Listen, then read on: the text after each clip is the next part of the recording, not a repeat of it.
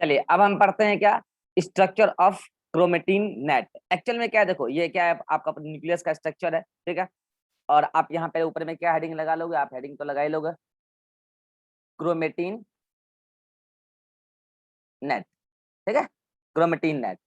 अब क्या है कि भैया ये जाल मिलता है अंदर में इस टाइप का, यूं यूं इस टाइप का एक जाल मिलता है, कहाँ, न्यूक्लियोप्लाज्म में। और उसमें क्या मिलता है भैया, मैंने आपको कहा कि न्यूक्लियोलस मिलता है, उसको तो हम आगे पढ़ेंगे, हटाओ उसको, हटाओ अभी, ठीक है, उसको तो हम आगे पढ़ेंगे। ये जो जाल है, इसी जाल को हम लोग क्या कह रहे हैं, इसी जाल को हम लोग कह रहे हैं क्या, क्रोमेटिन नेट। यही जाल क्या है भैया, यही जाल क्या है, क्रोमेटिन नेट है। अब इसके बारे में एक एक करके हम पॉइंट्स देखेंगे। सबसे पहले आपके सामने ये वर्ड क्रोमो का मतलब, आज के बाद बच्चों ये वर्ड आ जाए क्रोमो, एक वर्ड है क्रोमो यहाँ, और एक वर्ड है टिन। ये टिन का मतलब क्या होता है भाई, वो नहीं है जो बचपन में हम ऐसे ऐसे लेके बजाते थे, वो वाला नहीं है जो आप कोरोना आने पर भी बजा रहे होंगे, कोरोना भाग जाएगा, बेवकूफी वाली बात। टीन बजाने से, थाली बजाने से कोरोना भगा रहे थे।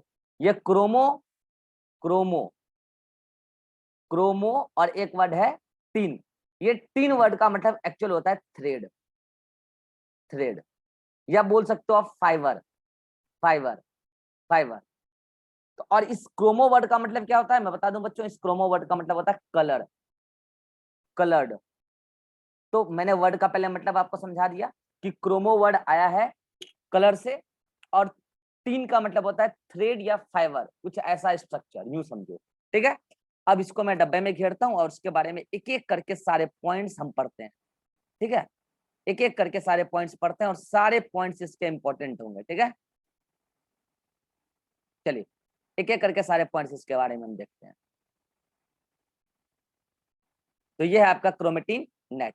तो सबसे पहला तो इसके बारे में क्या पॉइंट बनेगा, सबसे पहला पॉइंट ही इसके बारे में ये बनेगा कि ये जो क्रोमेटिन नेट है, ये क्रोमेटिन नेट बना हुआ है, क्योंकि देखो यार जाल जो होते हैं, आप जाल देखना, जाल अगर ऐसा है तो जाल को आप खोलना ढंग से, उसमें आपको एक एक धागा मिलेगा, किसी भी चीज का जाल, चाहे वो आपको रॉड का हो तो उसमें एक एक रॉड मिलेगा आपको, thread like, fibre, rod like.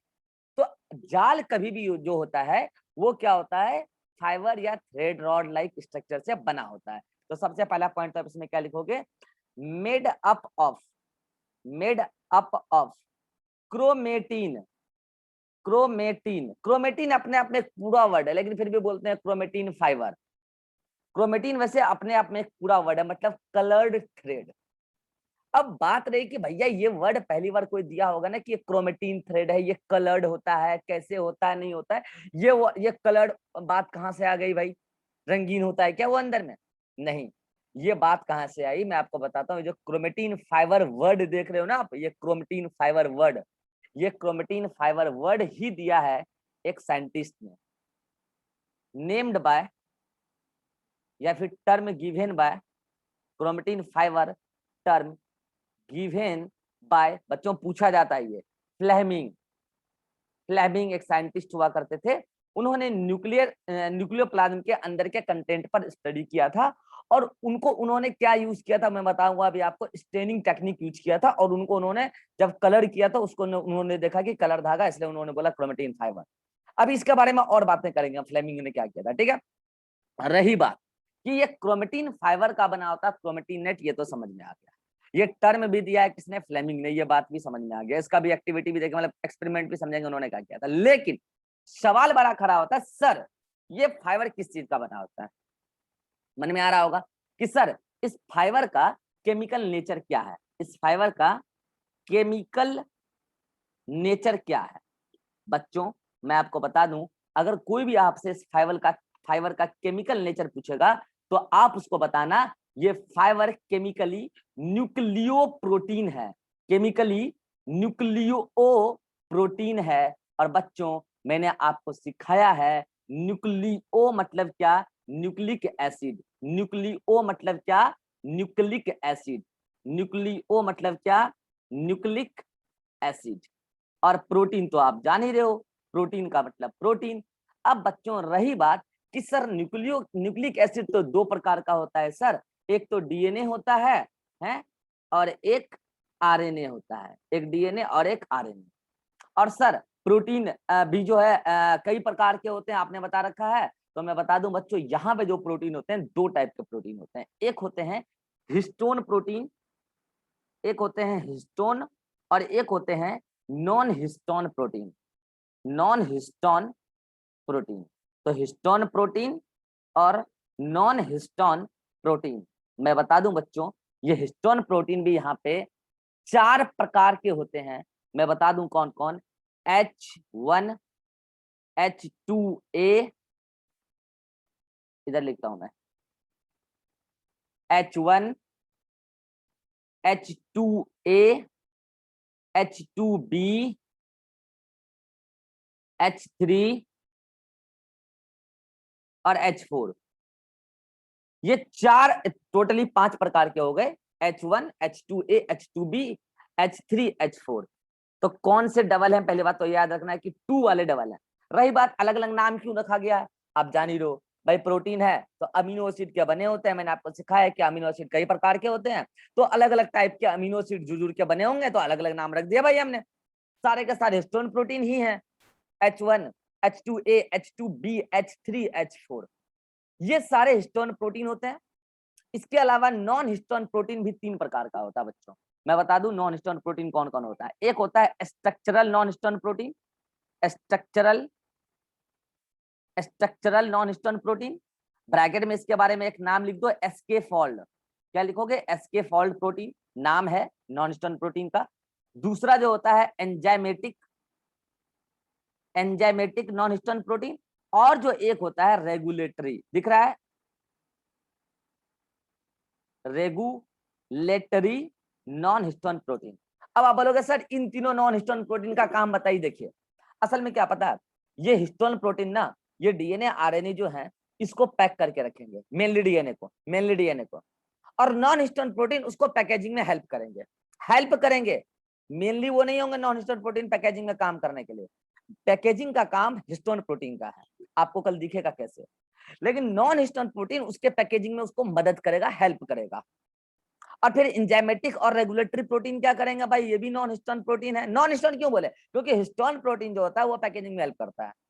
अब नॉन हिस्टोन प्रोटीन क्योंकि वो पैकेजिंग में मेन रोल नहीं रखता है, साइड रोल रखता है, तो उसमें कुछ जो स्ट्रक्चरल नॉन हिस्टोन प्रोटीन है, स्कैफोल्ड के बारे में हमने बताया, ये स्कैफोल्ड मदद करता है पैकेजिंग में, इसलिए इसको बोला स्ट्रक्चरल नॉन हिस्टोन प्रोटीन। तो कई बार सवाल ये भी पूछता है, क्या कोई भी नॉन हिस्टोन प्रोटीन पैकेजिंग में हेल्प नहीं करता, करता है डीएनए के पैकेजिंग में हेल्प। कौन, तो स्ट्रक्चरल वाला, structural non histone protein scaffold.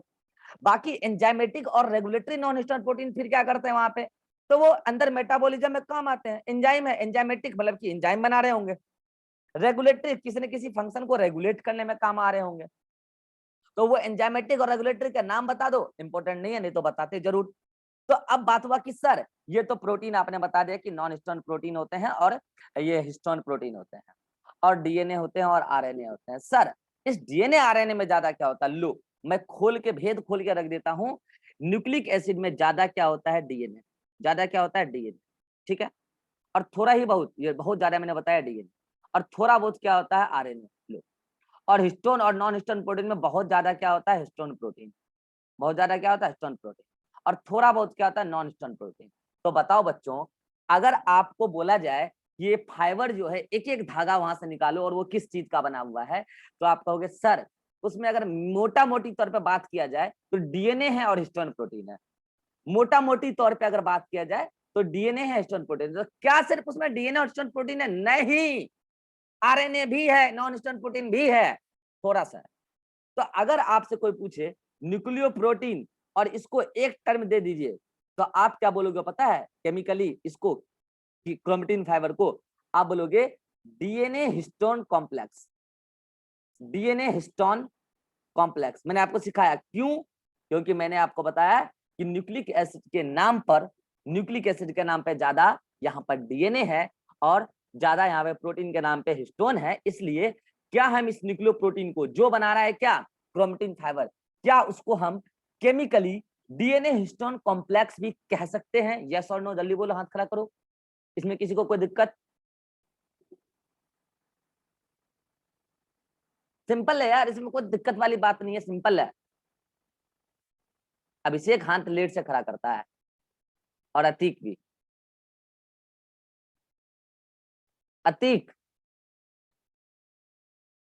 कर दिए थे सर, फिर हाँ लोअर कर दिए। हाँ, तो ये है आपका क्या, डीएनए हिस्टोन कॉम्प्लेक्स। अब रही बात क्या कि सर इसको क्रोमेटिन फाइबर ही क्यों नाम दिया फ्लेमिंग ने, तो इसकी अभी डिटेल कहानी हम चर्चा कर लेते हैं। तो इसका मैंने केमिकल नेचर बता दिया भैया, ऐसे एक फाइबर है और इसे कई सारे फाइबर आपस में गुथ गए तो एक जाल बन गया, जिसको आप क्रोमेटिन नेट बोल रहे हो। सिंपल सी बात है भैया। अब ये मेडअप ऑफ क्रोमेटिन फाइबर मैंने कह दिया, क्रोमेटिन नेट क्रोमेटिन फाइबर का बना हुआ। ये टर्म ही किसने दिया, फ्लेमिंग ने। बहुत इंपॉर्टेंट नाम है, एग्जाम में आता है, एनसीईआरटी में नाम दे रखा फ्लेमिंग साहब का। फ्लेमिंग साहब ने इसको नाम दिया क्रोमेटिन फाइबर। कोई केमिकल नेचर पूछे तो केमिकल नेचर पूछने की बात क्या है भाई, फ्लेमिंग साहब ने जब देखा है तो केमिकल नेचर भी बताया होगा। तो क्या है भैया, तो बताए वो केमिकली ये तो न्यूक्लियो प्रोटीन है। न्यूक्लियो मतलब न्यूक्लिक एसिड, मतलब उसमें डीएनए आरएनए है, ज्यादातर डीएनए है, थोड़ा बहुत आरएनए भी है। प्रोटीन के नाम पे हिस्टोन प्रोटीन है और नॉन हिस्टोन प्रोटीन है। हिस्टोन प्रोटीन में कौन कौन है, H1 H2A H2B H3 H4 है। नॉन हिस्टोन प्रोटीन के नाम पे उसमें क्या है, स्ट्रक्चरल नॉन हिस्टोन प्रोटीन में स्कैफोल्ड है, एंजाइमेटिक भी होते हैं, रेगुलेटरी भी होते हैं, इंपॉर्टेंट नाम नहीं है उनका। तो ये है भैया chemical nature of chromatin fibre. अब बात आती है कि इसको क्रोमेटिन फाइबर क्यों बोला। अब बात आती है कि इसको क्रोमेटिन फाइबर क्यों बोला। तो आइए अब आपको समझाते हैं। ये ले लो स्क्रीनशॉट, ये ले लो स्क्रीनशॉट।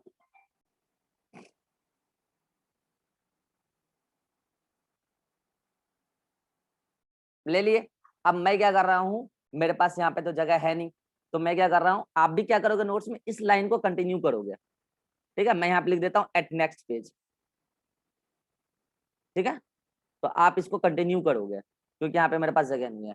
चलिए अब हम बात करते हैं भाई। यहाँ पे देखो होता क्या है ना, एक्चुअल में ये जो फाइबर था ना, ये फाइबर, ये पूरी सेल को न्यूक्लियर, ऐसा थोड़ी था आप केवल फाइबर निकाल लोगे। ये पूरी सेल को क्या होता है, अगर आप लोग अच्छे स्कूल से पढ़ाई किए होगे, एटलीस्ट इतना अच्छा स्कूल की जहां पर माइक्रोस्कोप हो, एटलीस्ट बोला है मैंने, एटलीस्ट इतना अच्छा स्कूल की जहां पर माइक्रोस्कोप हो, उससे बहुत अच्छा स्कूल होगा तो थोड़ा सा फ्लूइड उलूड भी होगा, जिससे कि हम किसी भी पर्टिकुलर सेल को क्या करते हैं, कलर करते हैं। अब बोलोगे सर कलर क्यों करते हैं, अब मैं बता रहा हूँ। अच्छा, इसमें कुछ बच्चे गुरुकुल के हैं, तो जब मैं गुरुकुल में पढ़ाता था, याद करो तुम्हारा बायो का क्लास जब 12th वाले लैब क्लास में चलता था, वहां पे मैंने देखा तो बहुत कुछ था, पता नहीं माइक्रोस्कोप था कि नहीं था, मैंने देखा नहीं था, ध्यान नहीं दिया था। अगर कभी माइक्रोस्कोप में आपने काम किया हो तो आप देखते होंगे, अब लैब वाले सर जो आते थे, वो सबसे पहले क्या करते थे, एक सीसी होता था, सीसी इस टाइप का, इस टाइप का, और उसमें ढक्कन लगा होता था, इसमें कलर भरा रहता था, उसको बोलते थे डाई। डाई, रंगने वाला चीज। अरे डाल डाई, बाल जो रंगाते हो, स्टाइल मारते हो, डाई, वही वाला डाई। तो उसी टाइप के कई सारे डाई होते हैं, इसी में कई सारे डाई ऐसे होते हैं जो एसिडिक नेचर के होते हैं, कई सारे डाई ऐसे होते हैं जो बेसिक नेचर के होते हैं, कई सारे डाई ऐसे होते हैं जो न्यूट्रल होते हैं। अब भाई ये डाई कलर, इसको एसिडिक, बेसिक और न्यूट्रल किस बेसिस पे कहा। कुछ डाई ऐसे होते हैं जो एसिडिक कंपाउंड के साथ जाके बाइंड कर जाएंगे, मतलब एसिडिक कंपाउंड को कलर देंगे। कुछ डाई ऐसे होते हैं जो बेसिक को कलर देंगे। अब एक बात बताओ यार, जो पर्टिकुलर डाई है, अगर कोई कंपाउंड एसिडिक है तो डाई भी अगर एसिडिक नेचर का हो तो क्या वो एसिडिक को कलर दे पाएगा, नहीं दे पाएगा। अगर कोई कंपाउंड एसिडिक है और डाई अगर एसिडिक हो तो डाई को तो रिपेल कर देगा ना कंपाउंड, कलर एब्जॉर्ब कहां से करेगा। तो अब आप समझ गए होंगे कि ये जो क्रोमेटिन फाइबर है, अगर इसको देखने, हाँ मैं ये बता रहा था कि वो क्यों रखा होता है लैब में वो डाई। एक्चुअल में क्या है ना, अगर आप सेल के अंदर हर कंटेंट को अच्छे से देखना चाहते हो तो देखो सेल के अंदर 3 तरीके का कंपोनेंट होते हैं, एसिडिक, बेसिक, न्यूट्रल। तो आप क्या करो, केवल अगर एसिडिक चीजों को देखना चाहते हो बेसिक डाई अप्लाई कर दो, बेसिक चीजों को देखना चाहते हो तो एसिडिक डाई अप्लाई कर दो। तो इससे क्या होगा, वही चीज केवल कलर हो जाएगा और स्पेसिफिकली आपको दिखेगा, अरे अरे अरे ये तो ये चीज है। तो कलर कलर रंगीन रंगीन चीजें दिखने लगती है। तो ऐसे जो क्रोमेटिन फाइबर है, आपको पता है कि मेनली इसमें डीएनए है। डीएनए क्या होता है, न्यूक्लिक एसिड है, एसिड है, एसिडिक नेचर, आपको मैंने बताया था H3PO4 की वजह से ये एसिडिक नेचर रखता है। तो ये एसिडिक नेचर रखता है, इसलिए इसको बेसिक डाई से कलर किया था फ्लेमिंग साहब ने, और उस डाई का नाम है बच्चों एसिटोकार्मिन। एसिटोकार्मिन, एसिटोकार्मिन भी बेसिक डाई है और एक कार्मिन, ये भी बेसिक डाई है। एसिटोकार्मिन यूज किया था फ्लेमिंग साहब ने। इन्होंने क्या किया, एसिटोकार्बिन निकाला डब्बे से और सेल को पहले क्या होना है, हाँ मैं बता रहा था कि आप माइक्रोस्कोप में डायरेक्टली सेल को नहीं देख सकते, पहले आप क्या करते हो, एक प्लेट लेते हो इस टाइप का, इसको बोलते हैं स्लाइड, इसको बोलते हैं स्लाइड। ये दो टाइप का स्लाइड होता है, एक होता है टेम्पररी स्लाइड, एक होता है परमानेंट स्लाइड। ये सब चीज लैब में आपको पढ़ाया जाता है और जीवन में प्रैक्टिकल नॉलेज थोड़ा बहुत होना चाहिए, ठीक है। लेकिन दुर्भाग्य है कि हमारे एजुकेशन सिस्टम में प्रैक्टिकल नॉलेज को अभी तक वेटेज नहीं दिया गया है। अदरवाइज आप देखो, लोग वाग स्कूल में थ्योरी पे थ्योरी पढ़ाए जा रहे हैं, लेकिन प्रैक्टिकल रूम का यूज ही नहीं होता। मैं आपको बता दूं, आप पूरे बिहार घूम लो, आप पूरे बिहार घूम लो, जितने भी एजुकेशन इंस्टीट्यूट्स हैं सब जगह घूम लो, अगर किसी के पास भी सरकारी कॉलेज से अच्छा, सरकारी कॉलेज कौन जो रेप्यूटेड हो, जैसे पटना में पटना साइंस कॉलेज है, पटना वोमेंस कॉलेज है, भागलपुर में टीएनबी कॉलेज है, इन सब के ऐसा लैब है ही नहीं प्राइवेट इंस्टीट्यूट के पास। बड़ी बड़ी लैब है यार, मतलब आप सोच सकते हो जितना बड़ा मैरिज हॉल होता है ना, उतना बड़ा बड़ा इसका एक लैब होता है, एक लैब उतना बड़ा। आप टीएनबी कॉलेज जाना, अगर आप भागलपुर में रहते हो टीएनबी कॉलेज जाना, वहाँ केमिस्ट्री का लैब बहुत बड़ा है, बहुत बड़ा, जितना बड़ा मैरिज हॉल होता है उतना बड़ा तो उसका लैब है। जूलॉजी का, बोटनी का अलग अलग बड़ा बड़ा लैब। लेकिन दुर्भाग्य है कि उसमें ना अब सेटअप नहीं बचे, खा गए लोगों ने, गद्दारी कर गए, और सरकार भी अब फंड नहीं दे रही, या दे रही तो लोग खावा जा रहे। ये दुर्भाग्य हमारे देश का, इतनी बड़ी बड़ी लैब में लोग महान बने हैं, लेकिन क्या करें भाई, क्या करें, दुर्भाग्य हमारा। ये वही साइंस कॉलेज है, मैं आपको बता दूं, ये वही साइंस कॉलेज है जिसके केमिस्ट्री के लैब में, लालू जी के जमाने का बात कर रहे हैं, केमिस्ट्री के लैब में जब पूरे भारत में बारिश नहीं हो रही थी, बारिश की कमी हो गई थी बिहार में स्पेसिफिकली, आर्टिफिशियल रेन कराया था केमिस्ट्री के लैब में एक्सपेरिमेंट करा के, और वो फिर जाके फील्ड में भी सक्सेसफुली कराया गया था। ये बहुत पहले की बात कर रहा हूँ, बहुत पहले की बात कर रहा हूँ। और ये केमिस्ट्री के लैब में, साइंस कॉलेज के लैब में ऐसे ऐसे कंपाउंड डिस्कवर किए गए हैं जो इंडिया में और कोई दूसरा लैब डिस्कवर नहीं किया है। लेकिन आज क्या है उसमें, आज हम लोग जाते हैं, स्लाइड व्लाइड फोड़ फाड़ के देखते हैं, केमिकल मिक्स कर करके देखते हैं क्या है इसमें, क्यों? अरे कोई बताने वाला नहीं है, कराने वाला नहीं है, और नए नए माल आ ही नहीं रहे, पुराने पुराने सब कुछ रखे हैं। लेकिन लैब अभी भी आलीशान है, बड़ा सा लैब है। ये हमारे देश का दुर्भाग्य है, लोगों को प्रैक्टिकल नॉलेज नहीं। अब फिर एग्जाम में बोलेंगे कि आप लोग पढ़ते नहीं, अरे आप साल भर पढ़ाओगे तब ना पढ़ेंगे यार, आप साल भर पढ़ाओगे तब ना सीखेंगे लैब में आके। आप तो यहाँ करते हो, अटेंडेंस लेने के लिए बुलाते हो, तो हम भी अटेंडेंस बना के चले जाते हैं, आप करेंगे क्या? आप सिखाओगे तब नहीं सीखेंगे यार। ये हमारे देश का दुर्भाग्य है।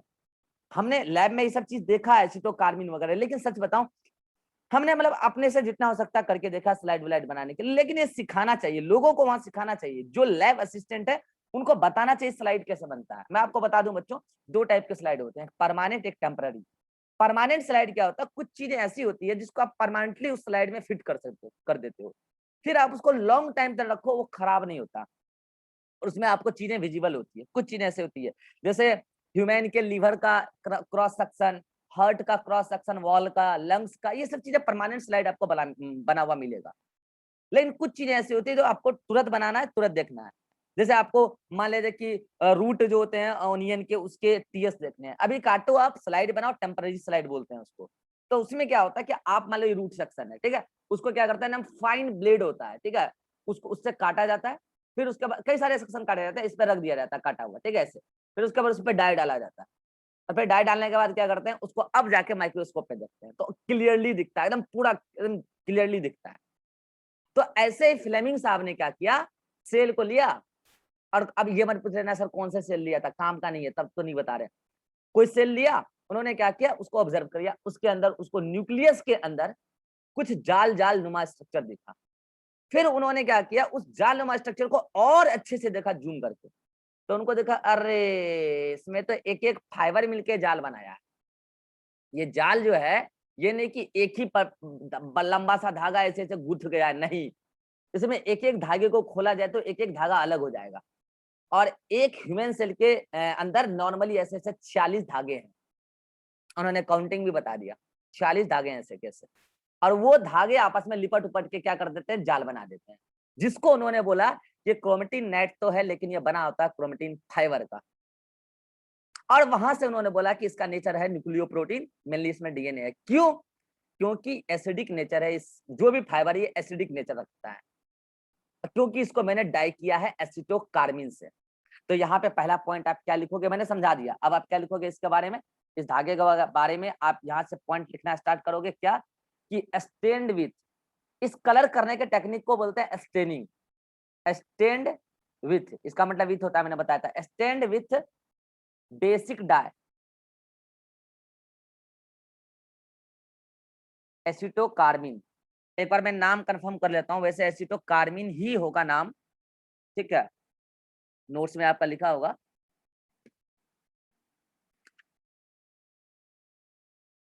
है ना, एसिटोकार्मिन, बेसिक डाई एसिटोकार्मिन। तो अब बस एक नाम याद रखो, एसिटोकार्मिन, इतने से काम चल जाएगा, बाकी दूसरा मत याद रखो, ठीक है। रही बात कि स्टेनिंग के बाद, स्टेन विथ एसिटोकार्मिन, ठीक है, कौन, ये फाइबर जो था, ये फाइबर जो था, ठीक है। अब रही बात क्या, कि जब उन्होंने स्टेनिंग किया तो उनको दिखा क्या, बात ये है, उनको फाइबर तो दिखा, लेकिन फाइबर उनको दो टाइप का अरेंजमेंट दिखा, दो टाइप का उनको स्ट्रक्चर दिखा। तो अब आप यहाँ पे क्या लिखोगे, after staining, after staining, after staining chromatin fiber, chromatin fiber appears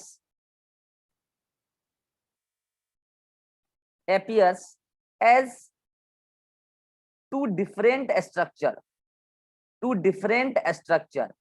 अब इस टू डिफरेंट स्ट्रक्चर के बारे में हमें अभी जानना है, कि वो दो डिफरेंट स्ट्रक्चर क्या है भैया। एक ही फाइबर में दो डिफरेंट स्ट्रक्चर कैसे दिख सकते हैं, हाँ दिख सकते हैं।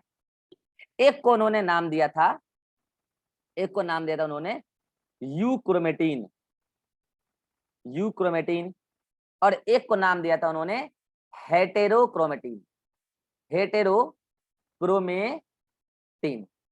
अब बताता हूं कि ये चक्कर क्या है। पता है, ये जो आपको दिख रहा है, ये आपको पता है वो इस कैसा दिख रहा था, वो धागा जो था पूरा का पूरा फाइबर, उसको अगर पूरा अच्छे से देखा जाता तो वो इस प्रकार से दिख रहा था, इस प्रकार से,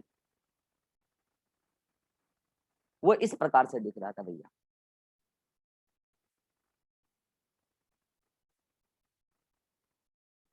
इस प्रकार से दिख रहा था वो। और पता है उसमें वो इस प्रकार से जो दिख रहा था, मैं और अगर मोर करेक्टली बनाऊं तो मैं मोर करेक्टली आपको अच्छे से बना के दिखाता हूं, चलो, ताकि आप लोग, आपके दिमाग में चीजें क्लियर हो जाएगी।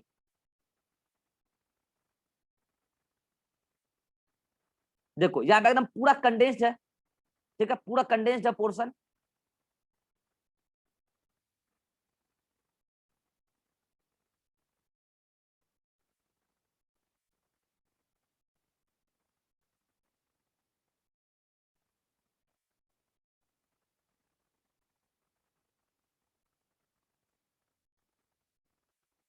इस टाइप से। और पता है इसमें जो ये वाला रीजन है, मैं बता दूं, ये वाली रीजन, ये वाली रीजन हेटेरोक्रोमेटिन, ये वाली रीजन हेटेरोक्रोमेटिन, और ये वाली रीजन हेटेरोक्रोमेटिन, और इसमें ये वाली रीजन यूक्रोमेटिन, और ये वाली रीजन यूक्रोमेटिन। लो मैं बता देता हूँ लेवलिंग, ये क्या भैया हेटेरोक्रोमेटिन है, ये क्या भैया हेटेरोक्रोमेटिन है, और ये भी क्या है हेटेरोक्रोमेटिन है, जबकि ये क्या है यूक्रोमेटिन है, और ये भी क्या है यूक्रोमेटिन है।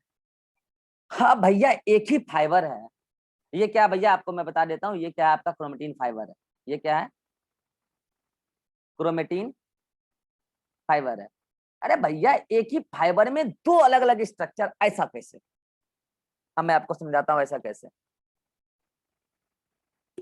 ये मान लो ये तो खराब वाला ईयरफोन है यार, मतलब ठीक है, ठीक है। अब आप समझो ये आपके सामने रास्ता है, ठीक है, अगर मैं इसको गूंथना चाहूं तो मैं नहीं चाहूं कि अरे यहाँ पे अगर ऐसे ऐसे जोर जोर से ऐसे ऐसे ऐसे ऐसे ऐसे करके गूंथ दूं, ठीक है, देखो ये देखो, ये देखो मैंने यहाँ पे कैसा गूंथा, देख रहे हो कितना जोर से मैंने गूंथ दिया, दिख रहा होगा, दिख रहा होगा। अब मैं चाहूं तो बीच में थोड़ा लूजली गूंथ सकता हूँ कि नहीं गूंथ सकता हूँ, इजिली। देखो मैंने लूजली गूंथा बीच में, देखो दिख रहा होगा, दिख रहा है, दिख रहा है ना, दिख नहीं रहा है क्या, चलो अब मैं चाहूं तो बीच में फिर से जोर से गुथ सकता हूं, जैसे मैंने स्टार्टिंग में गुथा था, ऐसा वाला, ऐसा वाला, ऐसे। तो ऐसा तो गुथा जा सकता है ना यार, इसी को बोलते हैं पैकेजिंग। अब आप जानते हो कि सर ये तो स्ट्रक्चर डीएनए बना रखा आपने। हाँ, तो बोल तो रहा हूं कि क्रोमेटिन फाइबर में मेनली डीएनए होता है, मैंने बोल तो दिया ये डीएनए होता है मेनली, बोल तो रहा हूं। अब गुथने में जो उसको गुथा जा रहा है, उसी गुथने में मेनली उसको हेल्प करता है हिस्टोन प्रोटीन मेनली। अब कल मैं आपको पैकेजिंग भी पढ़ाऊंगा अच्छे से।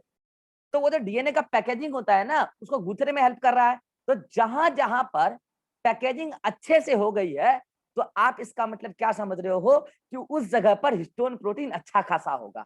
बोलो बात सही बोल रहे हैं कि नहीं बोल रहे हैं? अगर ऐसा है कि गुथने में हिस्टोन प्रोटीन हेल्प कर रहा है, तो जहां जहां पे अच्छे से गुथा गया है, जैसे ये वाला रीजन, ये वाला रीजन, ये वाला रीजन, तो वहां पे क्या हो गया, पैकेजिंग अच्छे से हो गया डीएनए का। मतलब क्रोमेटिन फाइबर है वो पूरा का पूरा। देखो ये पूरा एक क्रोमेटिन फाइबर है जिसमें डीएनए के 2 स्ट्रैंड है, वही पूरा का पूरा स्ट्रक्चर करा रहा है क्रोमेटिन फाइबर जिसमें डीएनए के 2 स्ट्रैंड है। तो जहां जहां पर डीएनए के दोनों स्ट्रैंड अच्छे से गुथा उठा गए ना मस्त, वो कहला रहा है हेटेरोक्रोमेटिन।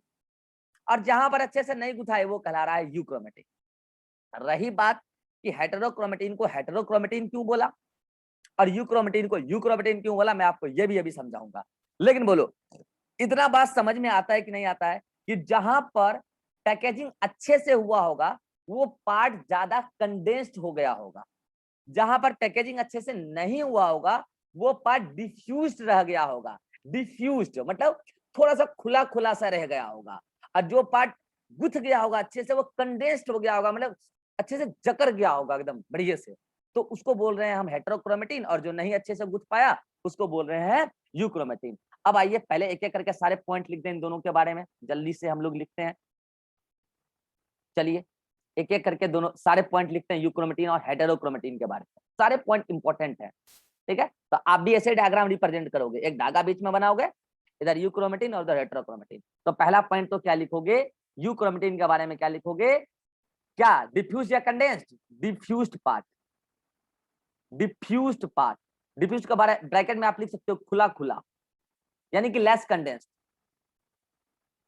लेस कंडेंस्ड लिखो यार, खुला बोलेंगे ना बच्चे उसको पूरा खोल ही देंगे, ये ऐसे बच्चे हमारे खोल ही देंगे पूरा उसको ये, ठीक है। लेस कंडेंस्ड बोलो, less condensed, less condensed part, ठीक है। और इसके बारे में क्या बोलोगे आप कि ये मोर कंडेंस्ड है, more condensed, more condensed, more condensed part of क्या, chromatin fibre, of chromatin fibre. यहाँ पे भी क्या बोलोगे, डिफ्यूज्ड पार्ट ऑफ क्या, क्रोमेटिन फाइबर। क्लियर। रही बात कि सर अभी आपने बताया जहां पर पैकेजिंग हुआ है अच्छा, वहां पे पक्का हिस्टोन प्रोटीन ज्यादा होगा, आपने ही बताया कि हिस्टोन प्रोटीन पैकेजिंग में हेल्प करता है। तो इसके बारे में क्या लिखोगे, have less histone protein, have less histone protein. और इसके बारे में क्या लिखोगे, have more histone, have more histone protein. अब इसके बारे में अभी और भी बातें करनी है मुझे, ये मीटिंग का मेरे पास 8 मिनट है, 8 मिनट में वो बातें नहीं हो पाएगा, एक सीरीज में लेना है आगे सारी बातें। तो आप क्या करो, यहाँ तक का स्क्रीनशॉट लो, नेक्स्ट मीटिंग में इससे आगे बातें करेंगे, हम इसी डायग्राम को कंटिन्यू करेंगे। ये पॉइंट हम फिर से नहीं लिखेंगे, आप क्या करोगे, लो मैं लिख देता हूँ ताकि आप भूलो मत। इसके आगे का पॉइंट मेरे पास जगह नहीं है, तो मैं कर रहा हूँ एट नेक्स्ट पेज, ठीक है। मेरे पास जगह नहीं है यहाँ पे, इसके बारे में भी मैं लिख रहा हूँ एट नेक्स्ट पेज, ठीक है। हम लोग नई मीटिंग में बात करेंगे अभी इसके बारे में, ठीक है। तो आप ले लो स्क्रीनशॉट, मैं स्टार्टिंग से मौका दे रहा हूँ स्क्रीनशॉट लेने का। चलो 1 2 3 क्लिक। अब आप ये सब चीज मत लिखना यार, ये मतलब सीसी वीसी बना के पता चला साइंस कॉलेज का फोटो बना दिए वहां पे, फिर साइंस कॉलेज का लैब दिखा रहे हैं, एग्जाम्पल दिए थे सर, शायद इंपॉर्टेंट होगा। इंपॉर्टेंट तो क्या करोगे यार, देश को खा गया लोगों ने। चलो इतना काफी है, लो स्क्रीनशॉट, 1 2 3 क्लिक। चलो यहाँ पे लो, 1 2 3 क्लिक। क्लियर। अब मिलते हैं नए मीटिंग में, फिर हम बात करेंगे, इतना तब तक देखिए अच्छे से, फिर मिलते हैं नए मीटिंग में।